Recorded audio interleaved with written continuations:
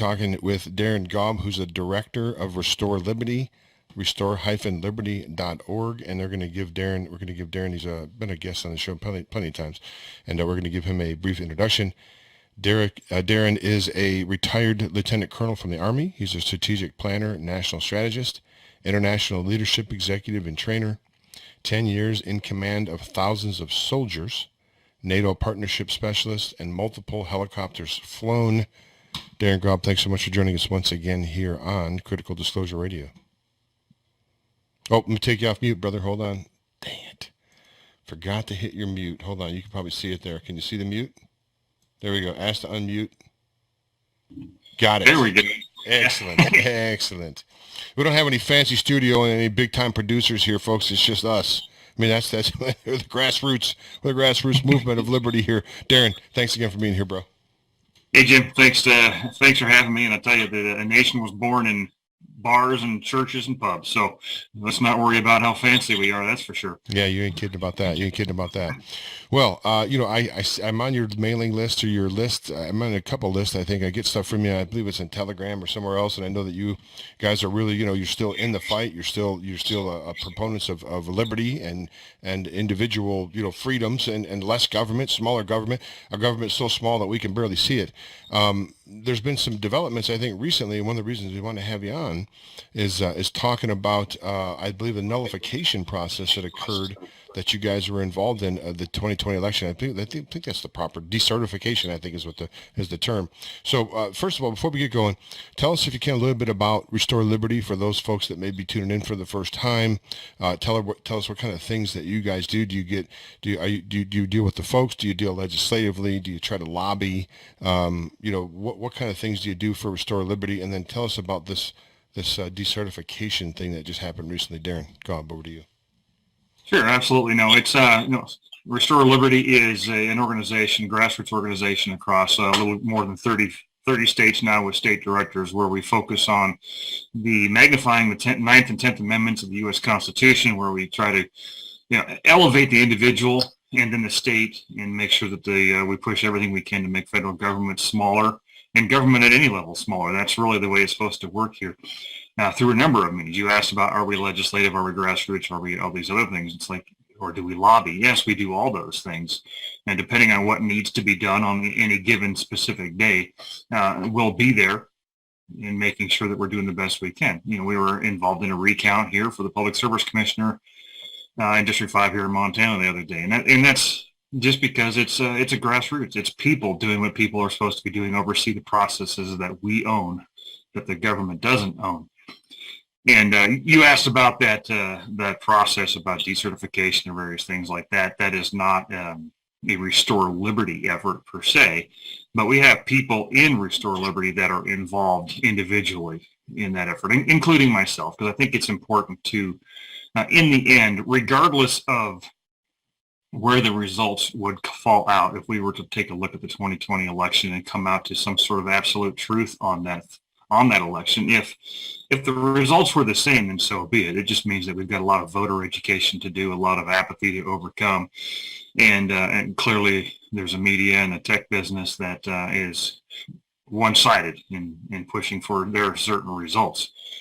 But I certainly don't believe that by any means that is the case. I've been involved with things like Cause of America, Montana Election Integrity Project, U.S. Election Integrity Project, and things like that as an individual to magnify all those issues that come along with elections. And well, first thing everybody saw was that Texas GOP declared Biden's election illegitimate, which it has no consequence as far as a legal remedy that would go higher than that. And the same would be true if we did it here in Montana next week at the state GOP convention. But there are some specific things that were written into a resolution that I hope gets to the Montana GOP for things that we can do within our state to make our processes better. Things like having our Secretary of State leave the National Association of Secretaries of State, which receives a large amount of money from Dominion and ES&S and other election systems, which is a clear conflict of interest and frankly, it's a moral imperative that that she leave that association. It's clearly wrong. It's an obvious thing to most of us, and since it's our election systems, then we need to keep demanding these kinds of things. So that's what we're trying to work here in Montana. Hopefully the state GOP will pick it up. I'm working it within my county to make a similar resolution and vote on it next week, and just be able to say, hey, we recognize what's going on. We can't undo necessarily the presidential election of 2020, but what we can do is fix some things within our own state and take care of our own backyard. Indeed. And the title of this show here, Darin, is Acting Locally. Mm-hmm. Despite the fact that, I like Matt Rosendale. I've interviewed Matt several times. Consider him a good dude, as far as I know. But he's a Washington, D.C. guy. And I don't see, honestly, Darin, I don't see the solution to any of our problems in Montana coming out of Washington, D.C. That's taken nothing away from him, of course. But I think that acting locally is the key to really, take your city back, and then take your county back, and then take your state back. But it starts, I think it starts, like you say, the grassroots, local level. What's your thoughts, Darin, about this, again, taking nothing away from Matt Rosendale, which you probably know Matt, and I think Matt's a decent guy as far as I know. I've met him several times. I've met him on my show. I've met him quite a few times. But what's your thoughts on that, Darin, about the solution being here in Montana or in your own town or at the end of your own street at City Hall, as opposed to that circus, swamp, sideshow, compromised, pedophilia network that goes on in Washington? Any thoughts? Well, it's acting locally is the solution. And I like to compare it to what I do as sort of a hobby, which is construction work or home renovation work. And when you're building a structure, you don't start with a roof and work your way down. You start with the foundation and work your way up. That's right. And that's a great picture of how you rebuild, much less build a nation. And for decades, this idea of people failing upwards has been a problem. And we're like, hey, I was the mayor of a city and I totally destroyed that city, or I messed up everything, so therefore I should run for Senate. Great examples here in Helena for that. We've got people that are constantly failing upwards. They do a horrible job at what they're doing, and then they think because they did that job, regardless of whether they did it well or not, they should move on to the next level. And oftentimes they are rewarded for that, not because they did anything good, just because of name recognition and various other things. So we need to get involved. All of us, every single person needs to get involved at fixing this at the city, the county, the state. And then we can start promoting people based on merit and achievement upward, I guess you could say, to that federal level if that is their goal. But this nation is designed on the fact that our governance is supposed to be done closest to us by those who are most impacted by those decisions. And the 18 powers that are delegated to the federal government by the people through the states are all that they're supposed to have anyways. And frankly, the federal government should be the least impactful organization to our individual lives of anything. That's right. Yep. And unfortunately, it's flipped. No, it has flipped indeed. But I think one of the good things is, I'm not sure if you're familiar with, I interviewed Paul Preston a couple of days ago from the New California state. And he has gotten some tremendous amount of traction. I want to say 53 out of 58 counties in California have signed on, and they want to separate, and it's been done before, and they want to create their own state. Do you see, Darin, as that's acting locally on steroids? You break away from I mean, you can imagine if Eastern Washington broke away from Seattle and that whole entire King County and all that corruption, they could live they could probably live fruitful lives. Do you see that being as one of the things that's going to happen going forward? As you've talked about, the government has been way out of bounds. They're involved in way too much things that the government never has any say in the bathroom that you're at your private business. I mean, it's just outlandish. It's outrageous what's going on. Do you see states breaking away like that, or counties breaking away? Or, that's one form of nullification, is decertifying the vote. That's kind of what it is. You're nullifying the results of a federal election. Do you see that going forward as becoming a trend, Darin? States breaking away, counties decertifying, and just saying we're not going to follow your mandates anymore. Any thoughts on that? Well, I think it fits within a certain part of what Restore Liberty advocates for, which is, we want counties and or states to declare a constitutional sanctuary through either a governor's executive order or preferably through their legislature. And it feels weird to say that because this whole country is supposed to be a constitutional sanctuary in the first place. But that Constitution is only held up by the will of the people. Otherwise, it's just a sheet of paper with no value or meaning whatsoever. So we've got to get people behind the process, I guess you could say, or the idea that we need to tell the federal government that we believe in this Constitution, that you're way out of bounds, that you need to step back into the arena where you belong, and ultimately that we are the bosses. Now, whether or not these separation movements in different counties or cities or whatever are going to work clearly remains to be seen.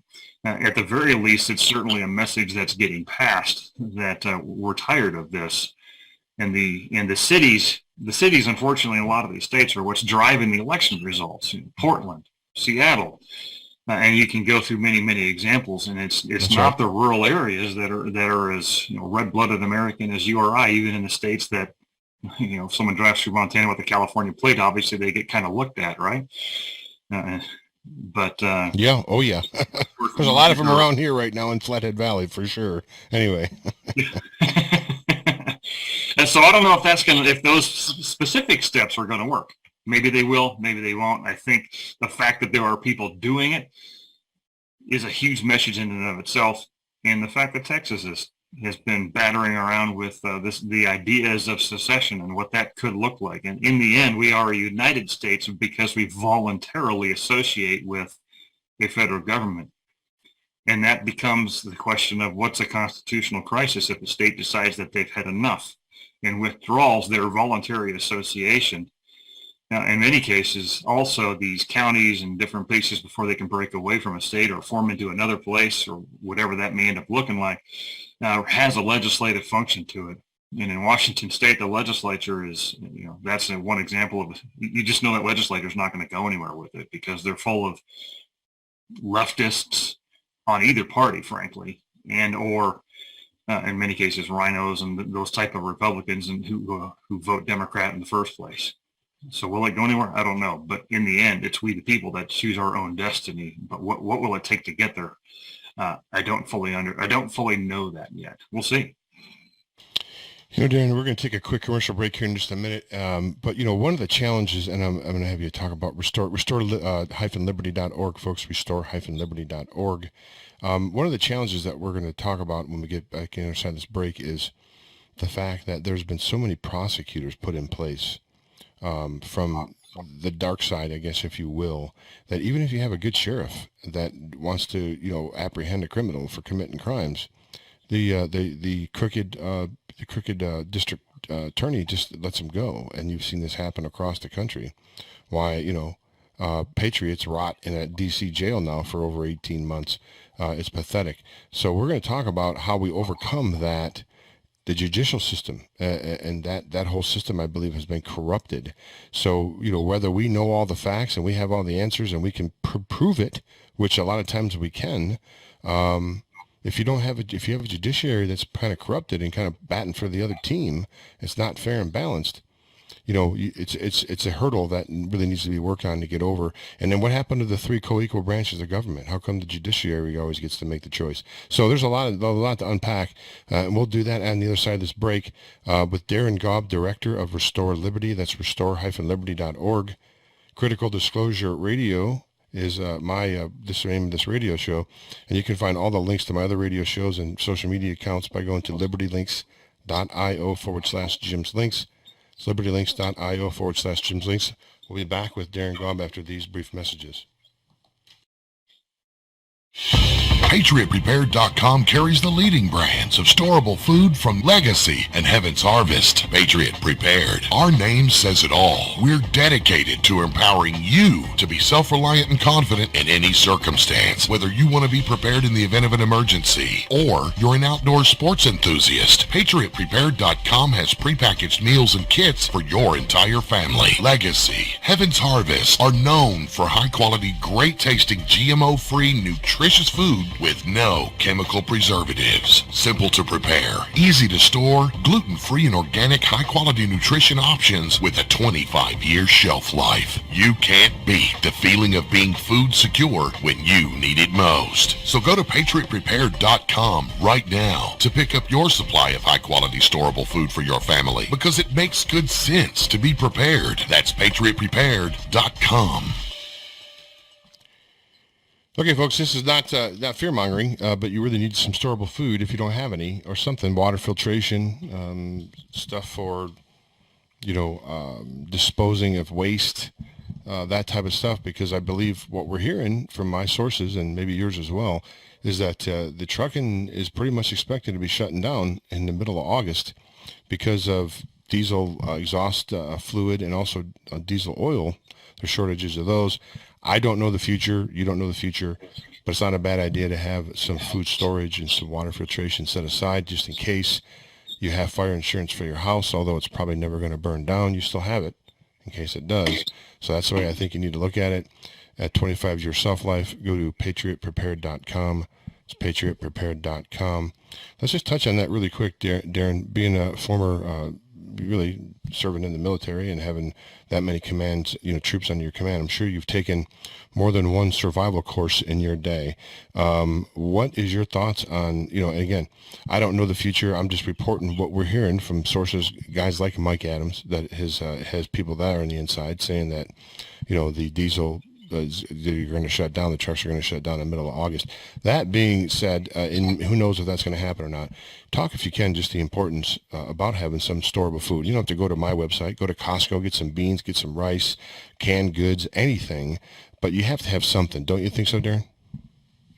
Oh, absolutely, I do. I think emergency preparedness is something that is of value no matter what the situation is. So whether it's self-imposed crises like what's going on across much of America right now, or just natural catastrophes, whatever they may be. And in fact, here in Helena, we just had that flood that rolled through the downtown, and it almost looked to be a tornado. I mean, how many people have more than 72 hours worth of supplies? So, I mean, it's very simple. Look at it from food, water, shelter, and medical supplies, and how you get those. And if you have that thought process in mind and you have more than 72 hours of supplies in your house, you've got to start at least. Me, I've got a lot more than that. I bet you do. Me too, my friend. Me too. Okay, back to business here. Let's talk about, if we can, let's talk about election integrity. We've had... I'm not sure if you go back this far back to 2006 election, but I've just had a conversation with Chris Cortlander here not very long ago. He wrote the book Arrow Through the Heart, and he actually was on my show, and we showed the actual canceled checks, the checks that were written by the Democrat committee, Montana Democrat Committee that were given to the tribal members there in the Crow tribe for votes. That's a real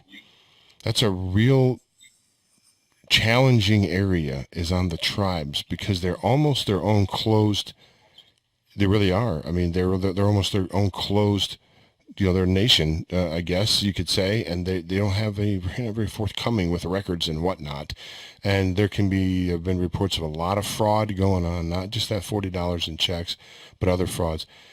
Election integrity, obviously, Darin, doesn't matter how, good your hair is and how much money you have, if you got the best teeth, if you got the finest team on staff, if they're taking your votes and replacing them with someone else's vote, or they have dead people are voting for your opponent, all that stuff really doesn't matter because it's just fraud. How do we overcome the election fraud on the reservations? Do you have any insight on that? Because that seems to be a really, really big problem. It's a very touchy issue as well, because then people are going to say you're racist. I mean, so it's almost, it's delicate. It's got to be danced around. But any comments on that?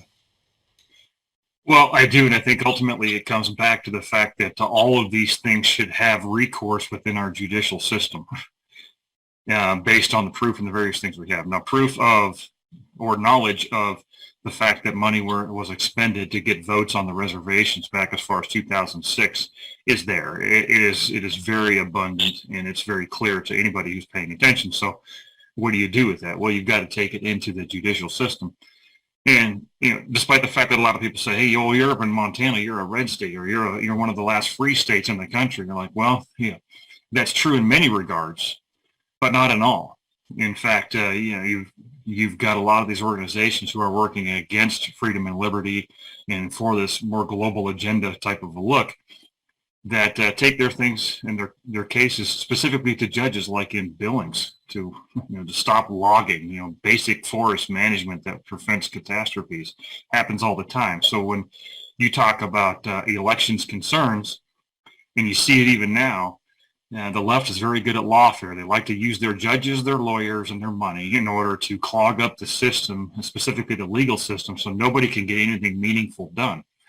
We know it's wrong. We know it's fraudulent. We know it's illegal. But they're extremely well funded. They're extremely motivated to maintain their power, even if it's done through indecent, illegal, and unethical means. And if we don't fix things like the Montana Supreme Court, which is one of the worst in the country and the most overturned Supreme Court in the country by the U.S. Supreme Court, we will continue to have the will of the people, as pushed through the legislature and various other means, thwarted by people in robes who don't care about the will of the people and legislate from the bench most of the time. Appears to me, Darin, serving and again having thousands of troops under your command, NATO specialist, it seems to me that they're trying to foment a civil war here in this country. I say they. I think it's the powers that be, the people that are in charge, I guess the establishment, ruling class, whatever you want to call them, because I believe that will I think they're trying to use that as a distraction to take our eyes off of the crimes that they've been committing, and I think a lot of them are coming out. There's courts that are being held now in different states that are trying to hold these people to justice. It's a matter of time before that falls upon them. Do you really think that, Darin, and that it's been reported? Do you see them trying to start a civil war here in this country, and for nothing else than to continue to divide us and distract us from the crimes that just a voluminous amount of crimes that they've been committing for decades and decades, if not longer? Well, I would say that yes, to a point, meaning in some regards, I'd say it's already started. And that is taking place within the information technology and business, the federal government, with all the diversity and all that other stuff that is designed to divide. And that is in all these federal agencies now, for sure. Does it go violent maybe someday? I don't know. I firmly believe that the left, be they Republican or Democrat, again, doesn't matter, really wishes that people like you and me would be the ones to start something like that, whatever that looks like. And we just can't do that, because it's going to give them the excuse they want to be able to continue to use the federal government and other agencies they now control to stamp out freedom and liberty and individual rights across this country in any way they possibly can, because they're in pursuit of power. That is their bottom line. And they're also in pursuit of an agenda that goes beyond the U.S. to things like the World Economic Forum, UN, NATO, and other organizations that, like any other organization, is subject to being corrupted and working against their stated objectives. So, yes, I believe they really want one. And I think we're already in a low-grade one right now, with a very even split across the country right now between those of us who believe in the Judeo-Christian ethic and background and values that formed this nation, and those that seek to destroy a country, whether willingly or unknowingly, doesn't matter. The results would be the same. What's the best way, Darin, being a military chef, what's the best way to overcome an opposing force?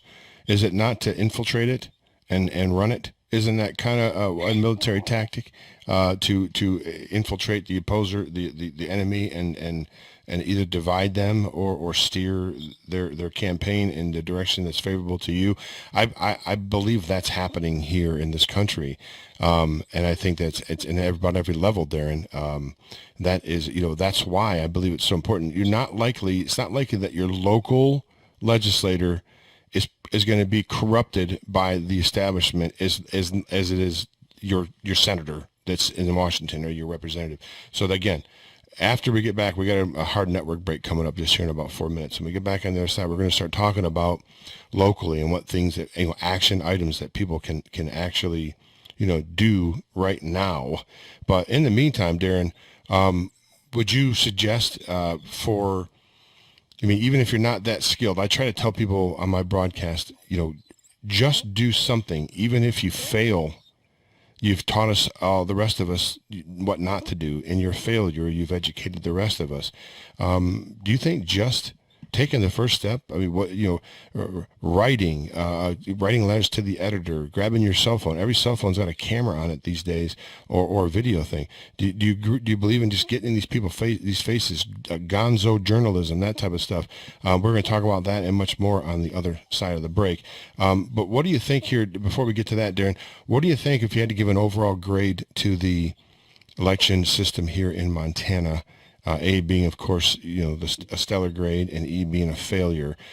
Based upon your observations, what would you give as far as a letter grade's concerned to the integrity of the Montana elections as we sit today on this day, July 8th, 2022? I'd probably give it around a C plus. There are plenty of things to do. Of course, that's a big, broad brush. There's a difference between Webo County and some of the reservation areas versus Kalispell, of course. So that's a big broad brush again, like I said. But a C plus is probably about somewhere in there. There's plenty of work to be done, and it all starts with the machines. That my statement is that it's no longer up to us to prove that there was election fraud. It's up to the machines and the owners, and the manufacturers, and those who run these systems to prove there wasn't. Good call. They better lay it all out. Yeah, did you hear about what happened in Carbon County? And I did an interview where the election machines there's screws that you can use to access the internal parts of the machine, and these screws have like anti-seal tape over the screws. So when someone violates the screw, you can see it because the tape is violated in kind, and you can't hide it, right? So they've noticed this. They noticed that these screws, and they didn't really have any record of who went in there and why did they do it, in a sense. And they kind of tracked him down. They tracked down the guy from the ESS that went in, and he said, "Are you ready for this?" And I sure heard the explanation. The reason that he went in there and inside the machine is because of an altitude adjustment. He had to make an altitude adjustment on the machine. And my question was, well, then how come Dell doesn't sell altitude specific machines? Or I've never seen that in my life, and I've been in the computer industry for 30 years. I've never seen any vendors sell a machine or make accommodations for altitude to a computer. So there's some shenanigans going on, I guess, is my point. And I think we need to get to the bottom of it. Do you have any comment? We've got about a minute left. Any comments on any of that before we take a break, a hard break?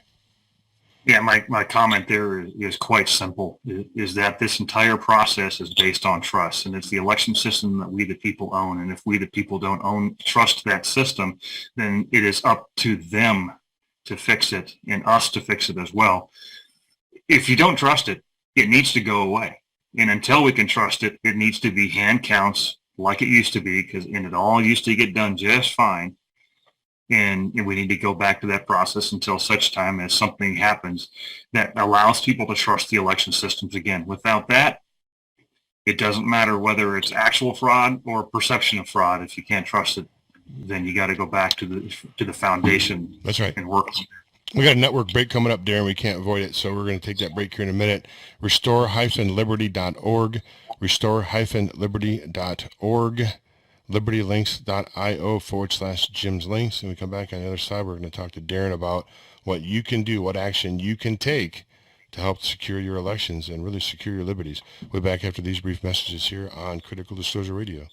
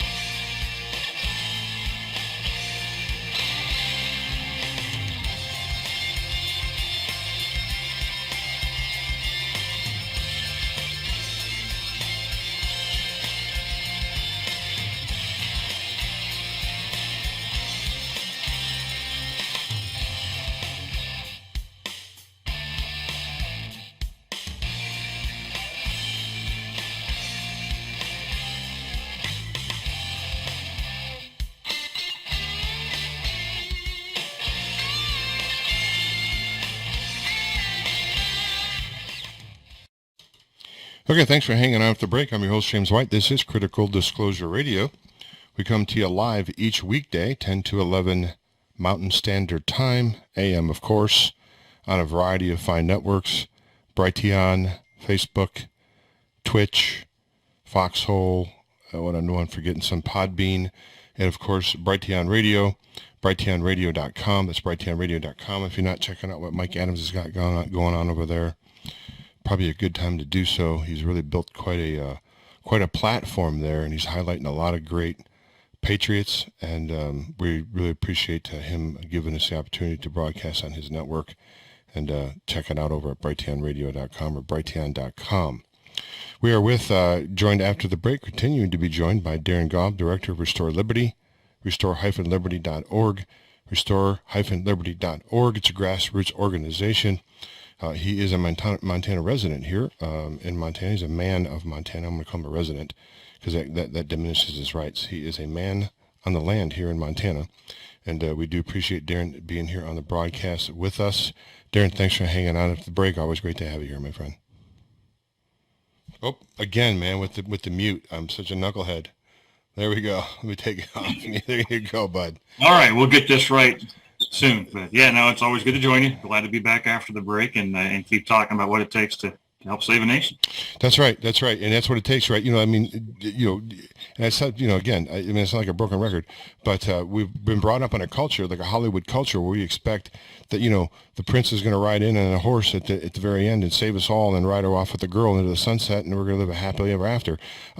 That's not really reality, despite the fact that you may like Trump or Mike Flynn or Pillow Guy, Mike Lundell.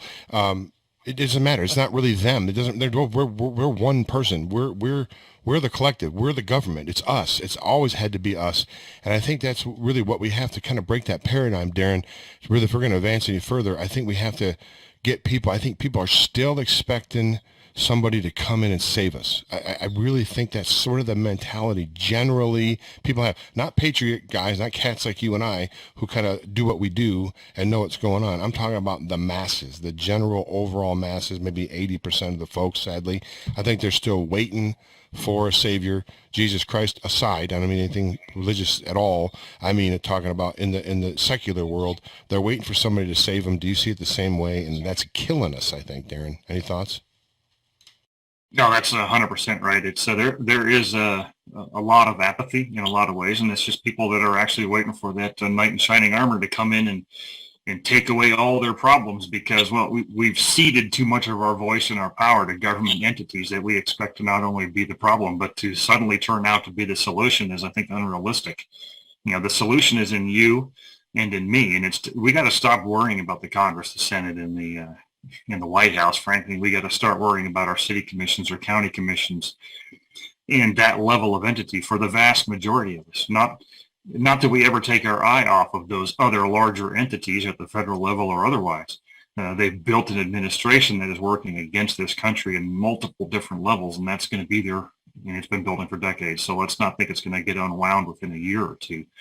But having talked to Mike Lindell and people like that, some of these folks don't want to be looked like at that. They want to be part of the solution. They don't want to be a celebrity either. They want to energize the people, us, to get involved and do the things that we need to do to save a country. We can't sit back and wait. That Hollywood culture you talked about, all problems get solved in 2 to 3 hours. That's right. And there's no future beyond the end of the movie. In this case, the movie goes on perpetually. The problems go on perpetually, and the only people who can fix it is us. Nobody else. I wouldn't have it any other way, frankly, because that just means that, just like with the Roe versus Wade decision, or I should say more accurately, the Dobbs decision in the U.S. Supreme Court, if you live by the Supreme Court, you die by the Supreme Court, and that's not what it's supposed to be about. It's supposed to be about us building a future for ourselves the way we want it to be built, through local representation and not through what has essentially become a federal oligarchy. Using the Hollywood analogy, we're really the stars of the show, and we've allowed ourselves to be the audience that just stands by and watches the imposters act in our stead. Essentially, I mean, these people, these people that are running things, they don't love this country, Darin. They don't love this country. You know, you've served this country. You know, you bleed red, white, and blue. These people are, a lot of these people that are running things are foreign, or they have foreign roots, or they're foreign think tanks, and they take advice. Was it Hillary Clinton that came out and said that she meets with the Council of Foreign Relations, and she makes her she dates her marching orders from them or something several years back? That's just outlandish. That's preposterous. That's treasonous. Is there another way to put it, Darin? Is there another way to put it? Yeah, every country should want to do what's best for their people all the time, and that's not a bad thing. But for every country to tie themselves to what I like to call Klaus Schwab's World Economic Forum or any other global entity as far as their future is concerned, I think that is a terrible failure. Our president and our people here should do what's best to make America great, whatever you want to call that or however you want to phrase that. That doesn't mean that we say, you know what, Germany, we don't care about you. It doesn't mean that we wouldn't support, you know, a German government or Italian government or any other country doing what's best for their people and trying to work cooperatively in order to figure out ways where we can both, you know, do what's best for our people. But to cede any kind of authorities to the World Economic Forum or the World Health Organization or anything else, then, you know, that's just abject failure. Yeah, and we recently had the World Health Organization trying to create this system of, you know, developing where they could declare a pandemic and have essentially many of the rights of the nation ceded to their decisions as World Health Organization. Well, I don't have any responsibility whatsoever to the World Health Organization or any of their decisions, nor does anybody in this country. No, it's they sure are trying. It's like if you had a pile, you know, if things get bad and you have a stash of food, and you have your family that you have to feed, or a stranger, and you decide to feed the stranger and let your family starve. I mean, who does this, right? I mean, we have to take care of our own at home here, and I don't see that happening. I mean, and then we'll get on to some action items. On its face, it seems to me, and I don't know if it's considered treason. Of course, that's a word that's thrown around a lot. But we have reports now that the Biden administration has been selling our reserve oil to China, apparently our known enemy, while our gas prices are, in some places north of $5 and even $6 a gallon. Darin, I can't even wrap my mind around the open, blatant criminality that is going on right now by those so-called rulers in Washington, D.C.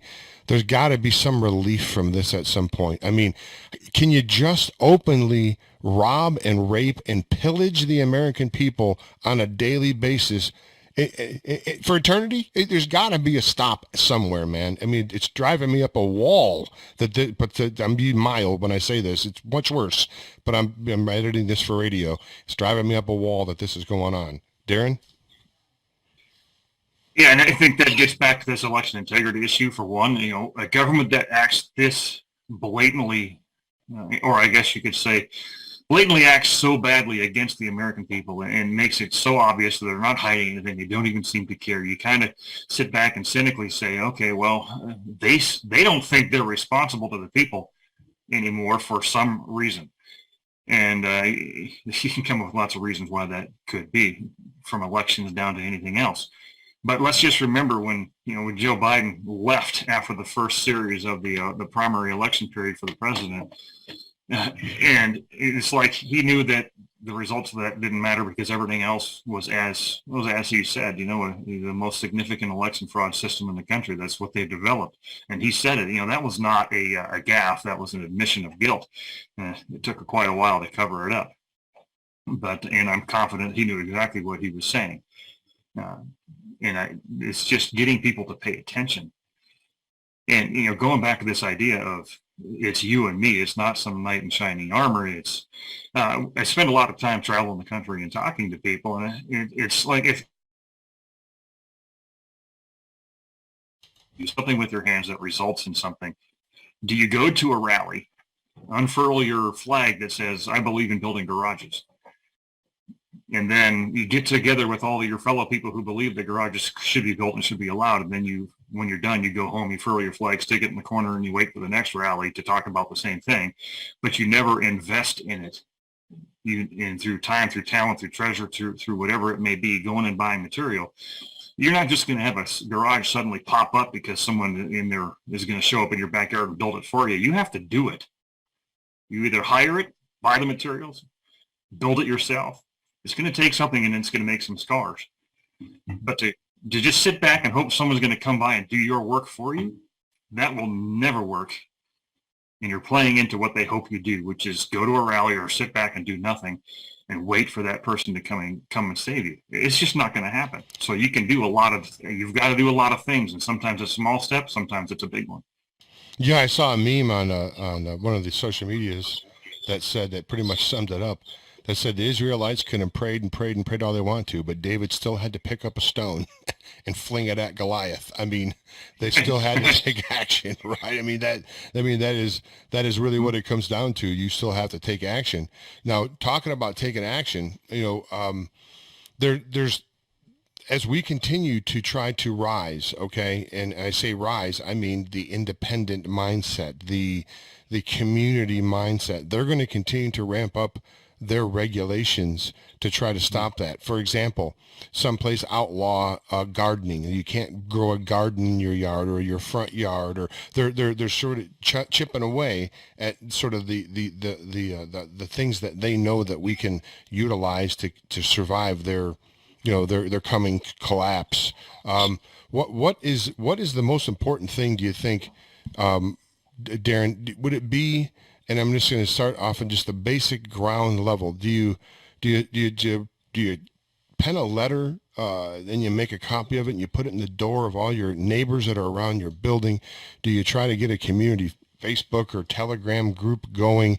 Do you try to hold a barbecue at maybe one of the local halls and invite all the neighbors? I mean, how do you get people? And that's got to be, that's one of the biggest things, I believe, because people are so untrusting these days, me included. Anybody new that sort of comes in my sphere of influence, I'm immediately suspect of. It's the way that I have to roll right now with what I do. So, how do you overcome? There's some obstacles that have to be overcome. You may not have all the answers, but how do you connect just with your neighbors? I think that would be one of the most important things, is connecting with like-minded neighbors. How do you take that first step? Well, that's, I think you said the key word there, which is community. And that's, it's coming back. I'll put it that way. Traveling around the country, being able to get an unfiltered view of what is happening without having all the media in the middle of it, trying to change your mind about what you actually saw. It's the return of community. And it can be all those things that you described. It's whatever works for that person who's organizing it. It's whether it's go to a community center and meet out, throw a barbecue in your own yard, put a note in everybody's door and invite them to come talk to you. It's whatever works where you are. Where I'm in downtown Helena, we can easily go put things on people's door and get a lot of them very quickly. If you're out in the country, it takes something a little bit different. There's some fireworks shows here that go on in September that is just a way to bring the community together. And typically, it's, especially if you're dealing with something that is fireworks and patriotic people coming together who love this country, you get people like us, that's for sure. And the others are just not going to show up. That doesn't mean that we don't try to reach out to them. We have to humanize each other. We can't call each other Democrat, Republican, Libertarian, or whatever that may be. We can't call each other all these different labels and ascribe to that person everything that we think that label defines. You may come out to realize that that's true about that person, but you should reach out to them, make yourself a human, and help them to realize the fact that it's easy to hate somebody on social media or through the news, but to hate them in person takes a whole different kind of thinking. It happens. Most certainly it does. But it is up to us to be the ones to reach out. I think that's absolutely critical. As a side note, you look at this you just mentioned something that made me think of this. This side note of this recent shooting in Chicago in the Highland Park area, and they started saying that this guy was a conservative patriot that started sniping people. Real conservative patriots don't snipe people at 4th of July parades from rooftops or from parking garages, Darin. That's an experience.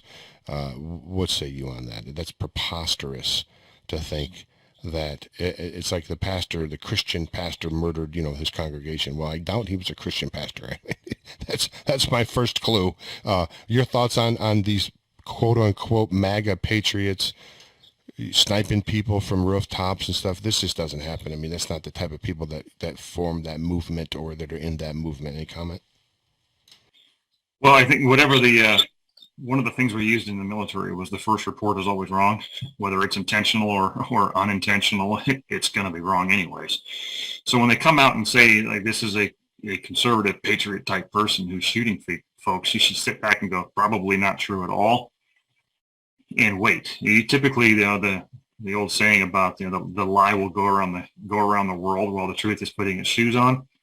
You need to wait for the person to put on their shoes to come catch up to you and tell you what really happened. And the beauty about a network like what I've got across the country is I can go directly to people in those states and say, hey, what's the truth here? And they'll get us the truth and what it is, and we'll spread it out through our means.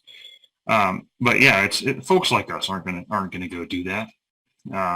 And I think the bigger picture also is the fact that what is a more accurate headline would be, local man commits crime.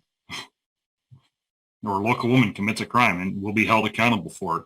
And you don't make a national policy that affects millions based on the criminal actions of one, whether that's in Texas or anywhere else. That's right. For that matter. They're wanting to, for sure. But you don't make laws on gun restrictions that affect millions of peaceful gun-owning Americans based on the criminal actions of one, when they knew that guy was going to be a criminal anyways. It just goes to show you how off balance things are. They claim there's 180 million lawful gun owners in America, maybe more. I mean, we'll just throw that number out there, and maybe more, maybe less. I think it's probably it's more than that. But anyway, let's say 180 million gun owners. The travesty in all this is this one guy that stands up and does the shooting, and it's happened several times. But what they don't report is 180 million gun owners didn't commit crimes today.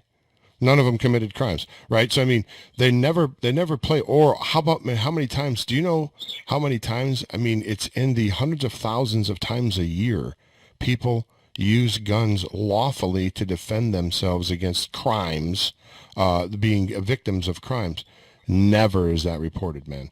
I mean, this agenda to disarm us, Darin, is, you can tell that is one of the key. It's almost like that's a key marker on their platform that they have to check box. They got to check that box seemingly before they continue to go any further. I think they're losing steam. The Supreme Court ruling here, like you said, we can't, Supreme Court doesn't give me the right to defend myself. I don't care what they rule. And I think that's what you were saying. But at least we're moving in the right direction. I don't see him stopping, Darin. Do you see him still continuing to try to come after our guns? Oh, I don't. Yeah, they have no desire to stop coming after our guns through whatever means. The administrative state is their primary weapon to do that. And they put stuff in federal firearms licensing and backgrounds check that just slip things in there that if you're not reading it carefully, you can make yourself a criminal by answering it the wrong way, even though you've never been a criminal your entire life. And we've seen that through people getting audited for IRS, through real estate, and all this other kind of stuff. As soon as you make yourself on the radar to the government that you're actually fighting for the freedoms and liberties of all Americans, they're going to come after you. And that's been going on for a long time. So the Second Amendment is the one thing that stands in front of all the other individual rights that are guaranteed in this nation. And so you see Australia do gun buyback programs, and you see what happened during the mask mandates and vaccine mandates and things. Now, we can't allow that to happen here. It's a deterrent effect to an overreaching government, which is what the Second Amendment's about. Not about hunting. It's not about sport shooting. It's not about any of that. It's about the ability of people to defend themselves against government overreach. And that's what the Founding Fathers always intended. So how do people get Restore Liberty organizations going in their own? Because that's one of the, because people, from diverse backgrounds come together in these groups.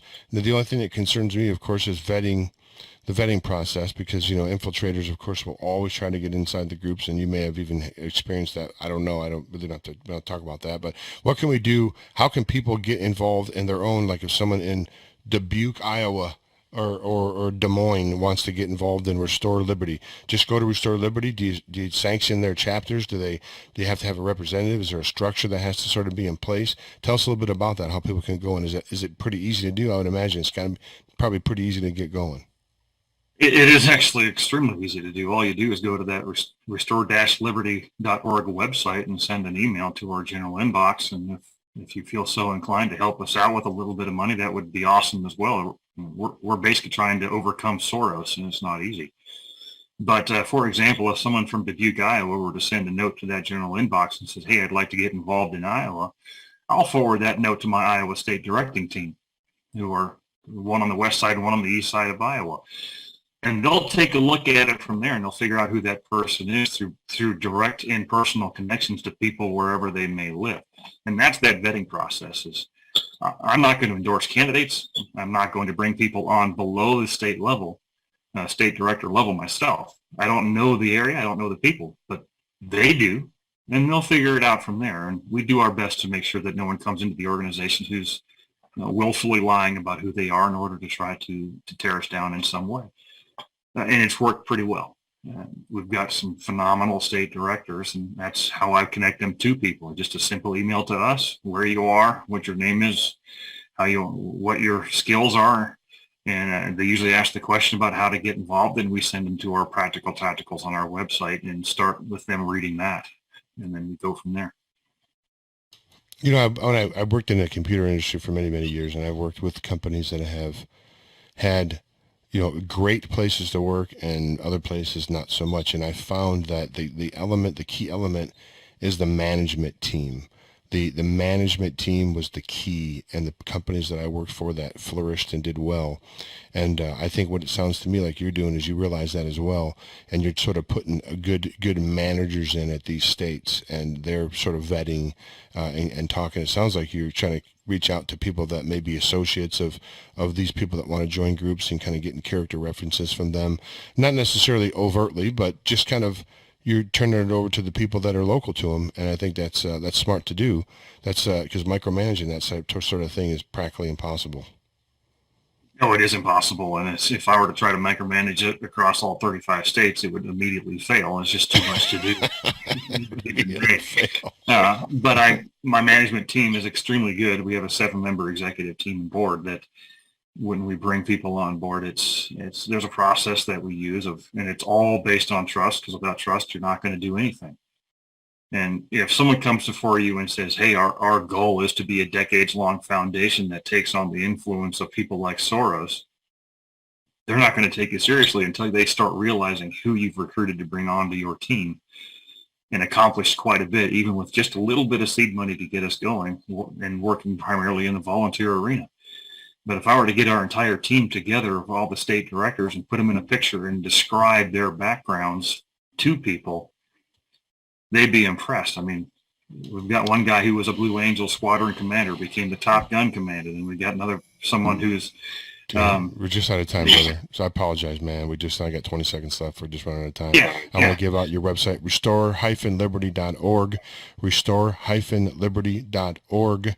Go check it out, folks. This is how we take our country back, one person at a time. Don't depend on Washington, people that broke it, to fix it. You can check out what I've got going on at libertylinks.io/Jim's Links. Until next time, this is James White for Critical Disclosure Radio saying bye now. Thanks, Darin. Appreciate it, brother. Yeah, thank you, Jim.